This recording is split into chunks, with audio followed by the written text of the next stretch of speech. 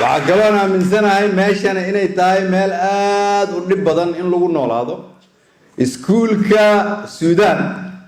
معناه هذا وعي تاي كنا راشها السودان إن أتكسب بحديد كذبنا الجامعة السودان أتكسب بحديد معناه هذا وعي تاي إن أتصور مرتين نلاش هذا ماشي وقعد كيد مركا وحصل الله أبانا يا ويل اللي قبل والله استغفر عليك وضل قصة مالية يحدث رجال المستقبل كثير أيضا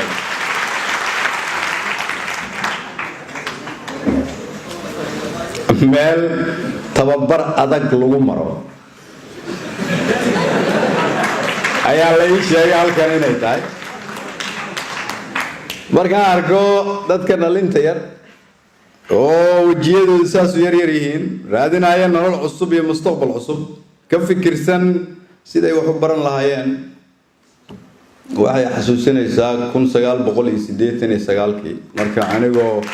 idinka da'diina aan doon ka raacay baraawe anigoo raadinaya nolol ka gedisantii markaan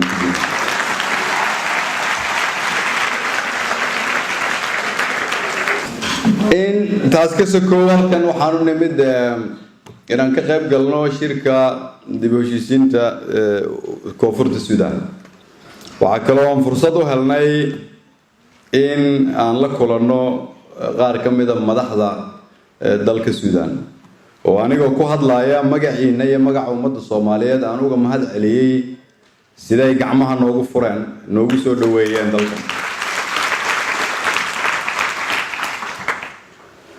waxa kale oo sheegay in dad badan oo Soomaaliyeed oo halkan wax ku bartay maantay dalka ay ka yihiin ama wasiiro ama maamulayaal ama agaasimayaal ama ganacsato waaweyn ama dad wax soo kordhiyay oo wadanka wax uu ku soo kordhiyay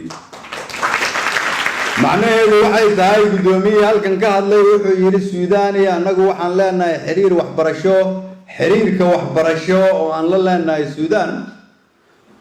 maadaama kumanaan Soomaaliyeed ay wax ka barteen kuwa kalena ay ka baran doonaan dib u dhiskana dalka ay qayb ka yihiin waxaan ka wada hadalnay maanta sida aan taas uga faa'iideysan lahayn sida ay u adkeyn lahayd xiriirka labada wadan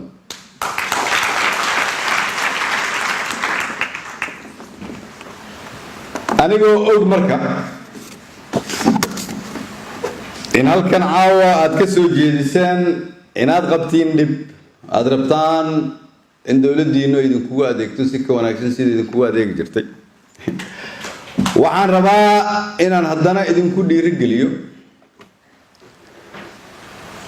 waxa ugu xun oo qofka bini'aadanka samayn kara waxay tahay isagoon hadafka uu lahaa gaarin inuu isdhiibo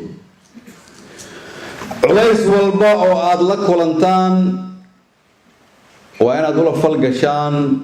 sida ugu geesinimada badan laakiin waa inaad iska ilaalisaan inaad isdhiibtaan haddii Ilaahay yiraahdo sababtoo ah dalkii idinku idin baahan yahay idinka madaxda mustaqbalka idinka dhalinyaradii dalka u soo koraysa waa run haddii aanan dhaqankeena wax ka bedelin kulligan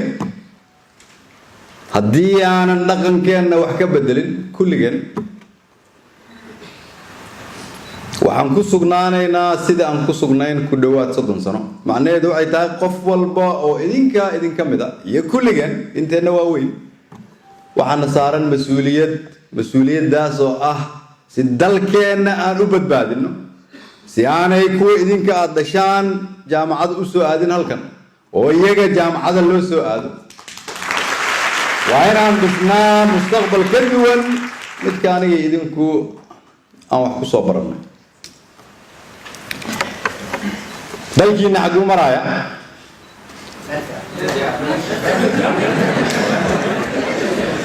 waxaan aaminsanahay qof walba oo Soomaaliyeed oo kala garanaya runta iyo beenta kala garanaya qabyaaladda iyo qarannimada kala garanaya xumaanta iyo wanaagga kala garanaya mustaqbalkii hore oo loo soo dhaafay oo xumaa iyo mustaqbalka fog kala garanaya sharaf iyo sharaf la'aan inuu og yahay dalkiisu inuu ku socdo dariiq sax ah inta aan wali fahminna waxaan leeyahay Ilaahay indhahooda ha soo hadeeyo